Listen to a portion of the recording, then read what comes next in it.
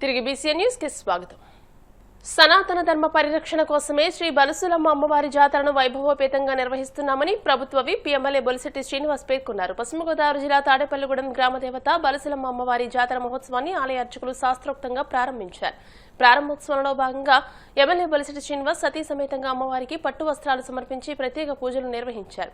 MLA సొంత నిధులు దాతల సహకారంతో బొలిశెట్టి శ్రీనివాస్ 50 గ్రాములు, మారిశెట్టి పోతురాజు 15 గ్రాములు, ఎన్ మణికంఠ 10 గ్రాములు, మొత్తం 75 గ్రాములతో శ్రీచక్ర సహిత బంగారు కంఠాభరణం చేయించి బంగారు ఆభరణాన్ని అమ్మవారికి సమర్పించారు. రంగరంగ వైభవంగా చేయడానికి సహకరించిన భక్తులందరికీ మీ అందరూ కూడా పేరు పేరున ఉదయపూర్వ నమస్కారం. 2014-15 సంవత్సరాల్లో మన బలుసులమ్మ జాతర జరుపుకున్నాం. మళ్ళీ ఇవాళ 2026 సంవత్సరం అంటే 12 సంవత్సరాల పుష్కరాలు అప్పుడు వచ్చినాయి. మళ్ళీ అదే పుష్కరాలకు మనం జాతర చేసుకుంటూ ఉన్నాం. మరి అమ్మవారి దయతో కనీసం 5 సంవత్సరాలకు ఒకసారి అమ్మవారిని శాంతి స్వరూపంలో తీసుకొచ్చి అమ్మవారికి మనందరికీ ఆవిడ సేవ చేసుకుంటే మనందరినీ కాపాడే తల్లి మన గ్రామదేవత బలుసులమ్మ తల్లి యొక్క ఉత్సవాలు మళ్ళీ 5 సంవత్సరాలకి ఎవరు ఉన్నప్పటికీ కూడా ఈ ఉత్సవాలు అనేవి జరగాలి. సనాతన ధర్మం అని చెప్పడం కాదు, సనాతన ధర్మాన్ని కాపాడుకుంటూ పరధర్మాన్ని కూడా మనం ఆచరిస్తూ గౌరవిస్తూ సమాజాన్ని కలపాలనే ఉద్దేశంతో మనం పనిచేస్తూ ఉన్నాం.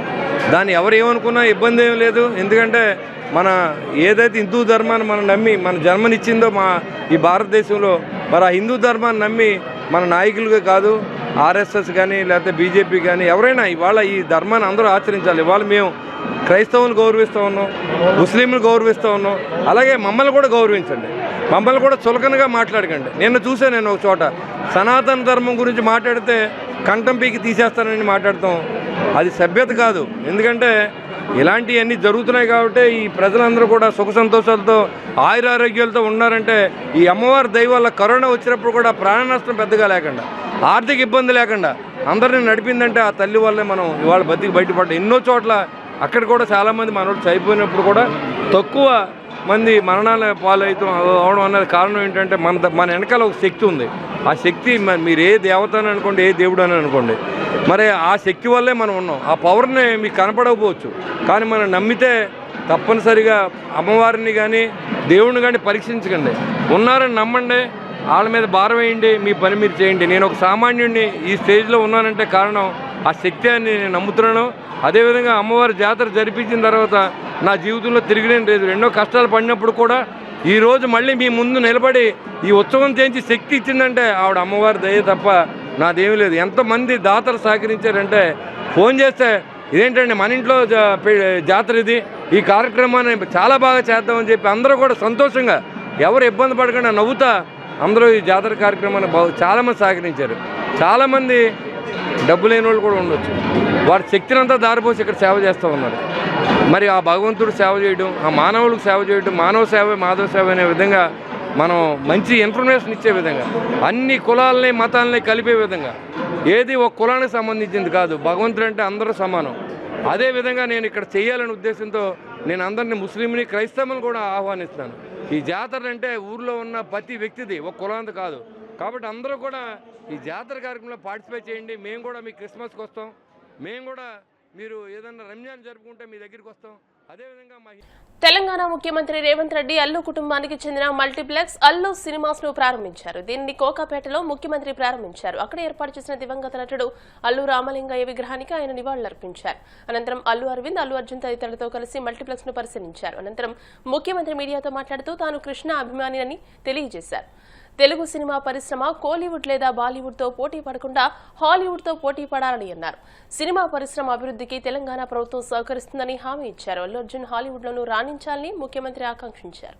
రామలింగయ్య గారి వారసత్వాన్ని కొనసాగించే విధంగా వారి జ్ఞాపకాలను ఎప్పుడూ తెలుగు ప్రజలకు, సినిమా అభిమానులకు గుర్తుండే విధంగా అల్లు అరవింద్ గారు ఇంత గొప్ప కార్యక్రమాన్ని చేపట్టడాన్ని మనస్ఫూర్తిగా వారిని, వారి కుటుంబ సభ్యుల్ని అభినందిస్తున్నా. ప్రాథమికంగా నేను సినిమా అభిమాని.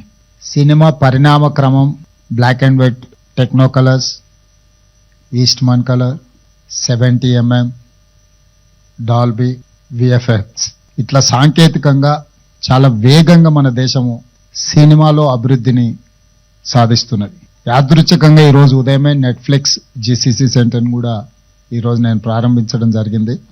అక్కడ కూడా నేను ఈ అంశాలను ప్రస్తావించాను.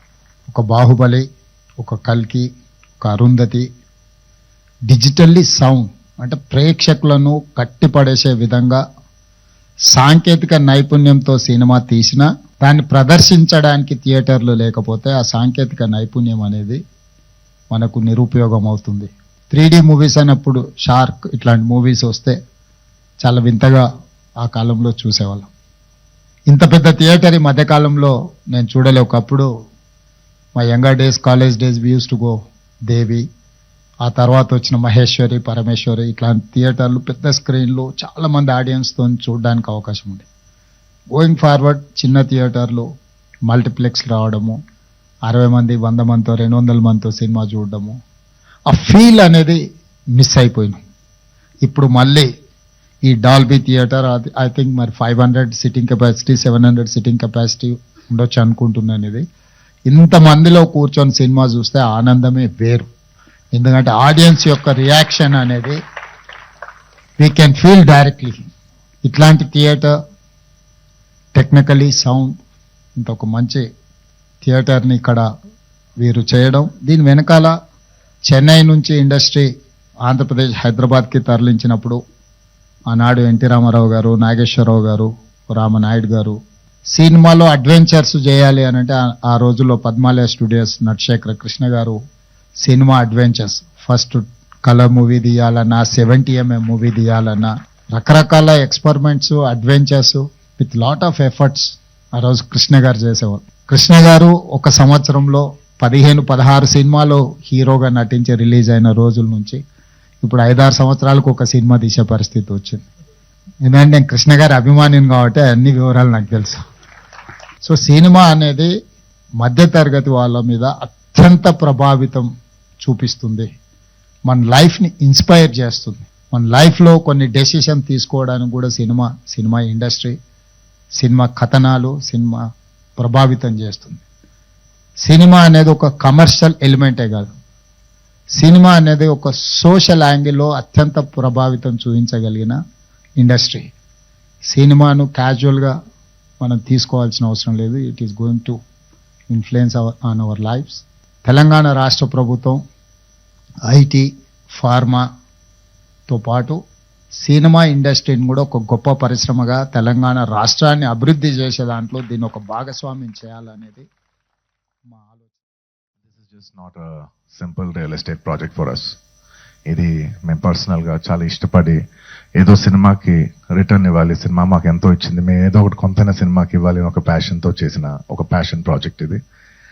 Of course, we all know that Arun Garu has always been one of the top producers of the country. He's produced so many films. అంటే చాలాసార్లు ఇండస్ట్రీ ఆల్ టైమ్ రికార్డ్స్ కొట్టారు. అండ్ ఇండస్ట్రీ తెలుగు సినిమా స్థాయి, box office స్థాయి పెంచారు, Indian cinema box office స్థాయి పెంచారు. 100 కోట్ల cinema చేయొచ్చని ఒక గజనీ అనే సినిమా తీసి చూపించారు. That he could show that he's the first producer to make a film that can do 100 crores in the Indian territory. అదంతా ఒక ఎత్తు. That comes to filmmaking. Dolby Vision, it's one of the biggest screens in the world, maybe the second largest or third largest in the world, one of the first or second largest screen in Asia, and undoubtedly the largest screen in India. Dad, thank you so much for taking the legacy forward. I hope we make you all proud too, like how you do. హైదరాబాద్ని film క్యాపిటల్గా మీరు చేయాలన్న మీ దృఢ నిర్ణయానికి industry ఎప్పుడు తోడుంటుంది. మీరు అటువంటి ప్రయత్నాల్లోనే ఇది ఒక చిన్న ప్రయత్నం. ఎందుకంటే ఈ థియేటర్ ప్రపంచంలో 3 పెద్ద బిగ్గెస్ట్ డాల్బీ వారి ఉండగానే చెప్తున్నా, బిగ్గెస్ట్ డాల్బీ సినిమాస్ 3 ఉన్నాయి. అందులో ఒకటి హైదరాబాద్లో ఉంది, అదే ఇది. ఇప్పట్లో ఇండియాలో ఇటువంటి థియేటర్ని పోల్చుకోగలిగిన థియేటర్ ఇంకొకటి రావడానికి కొన్ని సంవత్సరాలు పడుతుంది. హైదరాబాద్ చందానగర్లోని ఓ ఫర్నిచర్ షాప్లో అర్ధరాత్రి భారీ అగ్ని ప్రమాదం చోటు చేసుకుంది. షోరూంలోని ఫర్నిచర్ కారణంగా మంటలు వేగంగా వ్యాపించాయి. దట్టమైన పొగ పరిసర ప్రాంతాలను కమ్మేసింది. సమాచారం అందుకున్న అగ్నిమాపక సిబ్బంది 3 ఫైర్ ఇంజన్లతో ఘటనా స్థలానికి చేరుకుని మంటలను అదుపు చేశారు. ప్రమాదంలో 5 అంతస్తుల్లో ఉన్న ఫర్నిచర్ పూర్తిగా దగ్ధం కావడంతో భారీ స్థాయిలో ఆస్తి నష్టం ఉంటుందని సమాచారం. షోరూం జాతీయ రహదారి పక్కనే ఉండడంతో వాహనాల రాకపోకలకు తీవ్ర అంతరాయం ఏర్పడింది. తెలుగు రాష్ట్రాల్లో కల్తీ మాఫియా రెచ్చిపోతోంది. సామాన్యుడి ఆరోగ్యాన్ని ఫలంగా పెట్టి కాసులే పరమావధిగా అక్రమార్కులు సాగిస్తున్న నకిలీ వంట నూనెల దందా తాజాగా కోదాడలో బట్టబయలైంది. ఆంధ్రప్రదేశ్ నుండి అక్రమంగా తరలిస్తున్న కల్తీ నూనెను స్థానికులు పట్టుకోవడంతో ఈ వ్యవహారం వెలుగులోకి వచ్చింది. ఏపీ నుండి భారీ మొత్తంలో నకిలీ వంట నూనెను తెలంగాణలోని కోదాడకు తరలిస్తున్నారు. అక్కడ గుట్టు చప్పుడు కాకుండా పాత ఖాళీ డబ్బాల్లో ఈ నూనెను నింపి ప్రముఖ బ్రాండ్ల పేరుతో మార్కెట్లోకి వదులుతున్నారు. ఒక ఆటోలో ఈ కల్తీ నూనె డబ్బాలను తరలిస్తూ ఉండగా అనుమానం వచ్చి స్థానికులు అడ్డుకోవడంతో అక్రమ రవాణా బయటపడింది. ఏపీలోని కొన్ని ప్రాంతాల నుంచి తక్కువ ధరకు ఈ కల్తీ నూనెను సేకరించి కోదాడ, హైదరాబాద్లోని చిన్న పెద్ద హోటళ్లకు సరఫరా చేస్తున్నట్టు పోలీసులు గుర్తించారు. వార్తలు ముగించే ముందు ముఖ్యాంశాలు మరోసారి. అమరావతిలో క్రియేటివ్ సిటీ ఏర్పాటుకు సీఎం చంద్రబాబు నిర్ణయం. పర్యాటక రంగానికి పారిశ్రామిక హోదా కల్పిస్తున్నట్టు ప్రకటన. ఎన్ని పార్టీలు కలిసి వచ్చినా 2029లో మళ్లీ జగన్మోహన్ రెడ్డి సీఎం అవడం ఖాయమన్న మాజీ మంత్రి అమర్నాథ్. కార్యకర్తలు కలిసికట్టుగా పోరాటం చేయాలని పిలుపు.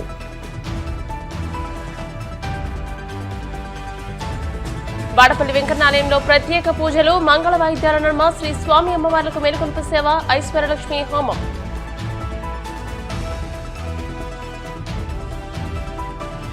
తెలంగాణ ముఖ్యమంత్రి రేవంత్ రెడ్డి చేతుల మీదుగా అల్లు సినిమాస్ ప్రారంభం. అల్లు అరవింద్, అల్లు అర్జున్లతో కలిసి మల్టీప్లెక్స్ ను పరిశీలించిన సీఎం. ఈ వార్తలు ఇంతటితో సమాప్తం. మరిన్ని వార్తల కోసం BCN digital YouTube channel, Facebook page ని ఫాలో అవ్వండి. అప్డేటెడ్ వార్తల కోసం ప్లీజ్ సబ్స్క్రైబ్.